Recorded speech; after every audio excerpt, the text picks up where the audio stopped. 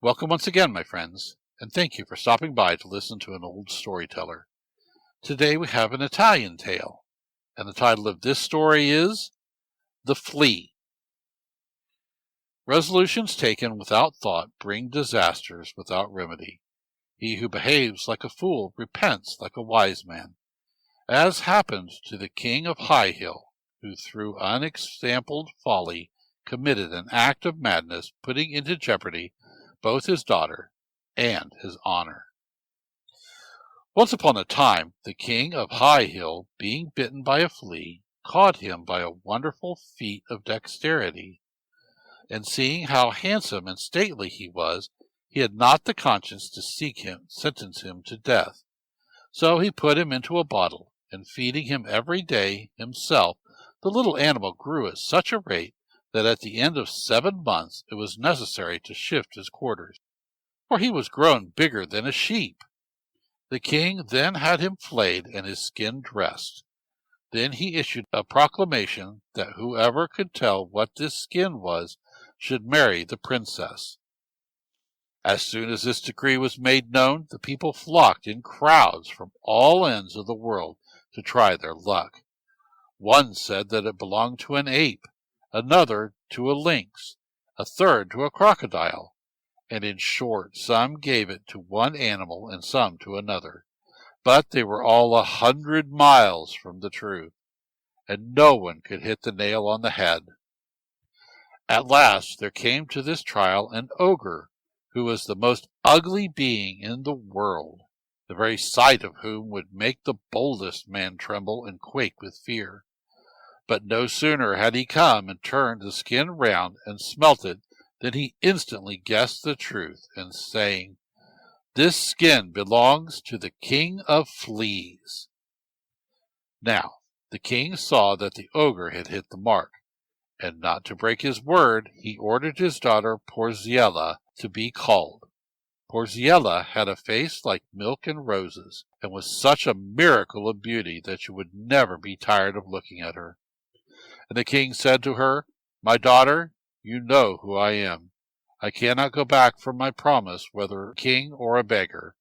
My word is given, and I must keep it, though my heart should break." Who would ever have imagined that this prize would have fallen to an ogre?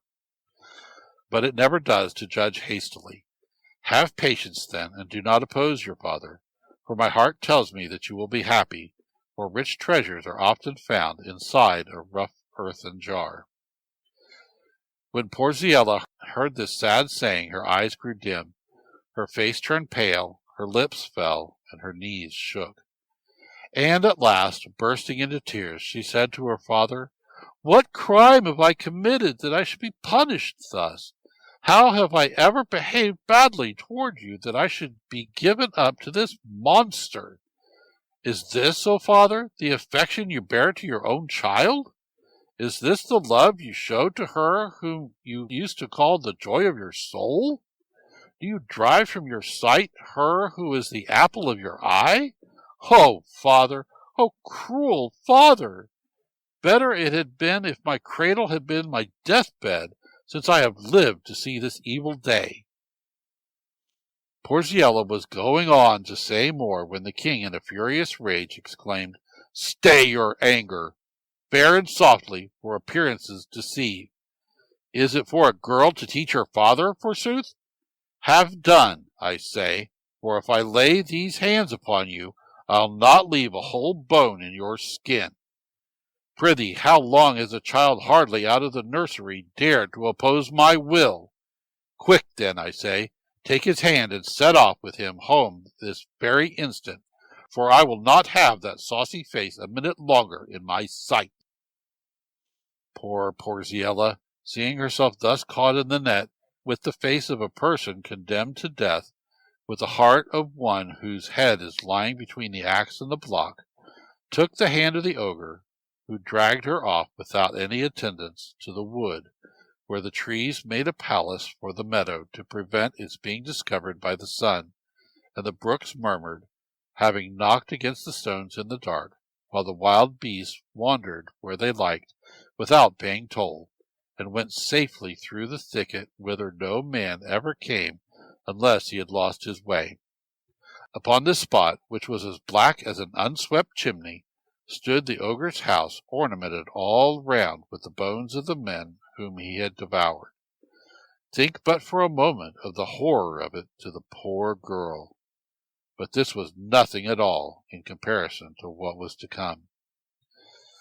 Before dinner she had peas, and after dinner parched beans. Then the ogre went out to hunt, and returned home laden with the quarters of the men whom he had killed, saying, "Now, wife, you cannot complain that I don't take good care of you. Here is a fine store of eatables, and make merry and love me well, for the sky will fall before I will let you want for food." But poor Priscilla could not endure this horrible sight, and turned her face away. But when the ogre saw this, he cried, "Ha! This is throwing sweetmeats before swine. Never mind, however, only have patience till tomorrow morning, for I have been invited to a wild boar hunt, and will bring you home a couple of boars, and will make a grand feast with our kinsfolk, and celebrate the wedding." So saying, he went into the forest. Now, as Porziella stood weeping at the window, it chanced that an old woman passed by, who, being famished with hunger, begged some food. "Ah, my good woman," says Porziella, "heaven knows I am in the power of the ogre, who brings me home nothing but pieces of the men he has killed. I pass the most miserable life possible, and yet I am the daughter of a king, and have been brought up in luxury." And so saying, she began to cry like a little girl who sees her bread and butter taken away from her. The old woman's heart was softened at this sight, and she said to Porziella, "Be of good heart, my pretty girl. Do not spoil your beauty with crying, for you have met with luck. I can help you to both saddle and trappings. Listen now. I have 7 sons, who you see are 7 giants: Masse, Nardo, Cola, Mico, Petrullo, Ascadeo, and Sesson, who have more virtues than rosemary, especially Masse, for every time he lays his ear to the ground he hears all that is passing within 30 miles round. Nardo, every time he washes his hands, makes a great sea of soap suds. Every time that Cola throws a bit of iron on the ground, he makes a field of sharp razors. Whenever Mico flings down a little stick, a tangled wood springs up. If Petrullo lets fall a drop of water, it makes a terrible river. When Ascadeo wishes a strong tower to spring up, he has only to throw a stone, and Sesson shoots so straight with the crossbow that he can hit a hen's eye a mile off. Now, with the help of my sons, who are all courteous and friendly, and who will take all compassion on your condition, I will contrive to free you from the claws of the ogre." "No better time than now," replied Porziella, "for that evil shadow of a husband of mine has gone out and will not return this evening, and we shall have time to slip off and run away."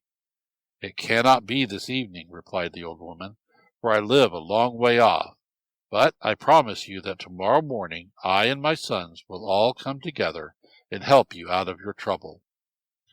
So saying, the woman departed, and Porziella went to rest with a light heart, and slept soundly all night. But as soon as the birds began to cry, "Long live the sun," lo and behold, there was the old woman with her 7 children, and placing Porziella in the midst of them, they proceeded towards the city.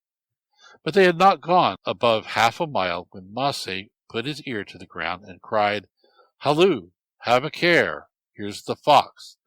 The ogre has come home. He has missed his wife, and he is hastening after us with his cap under his arm." No sooner did Nardo hear this than he washed his hands and made a sea of soap suds.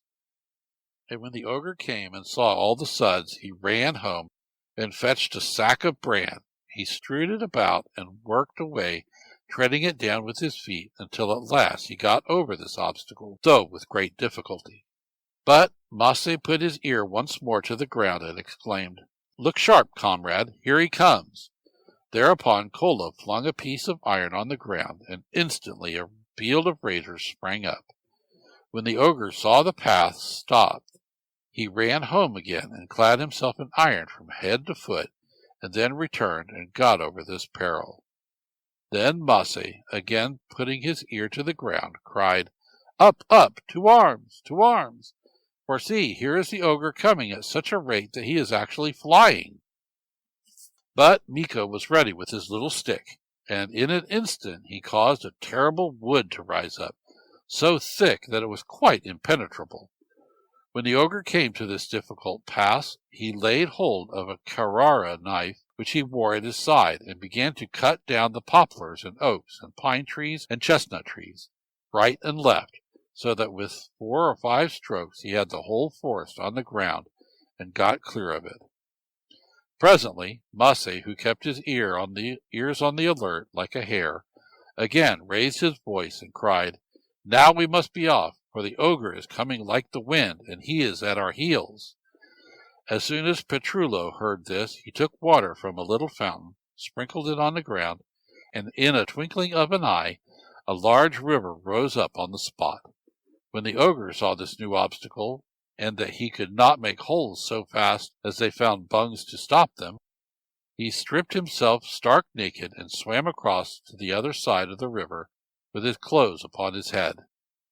Mase, who put his ear to every chink, heard the ogre coming and exclaimed, "Alas, matters go ill with us now.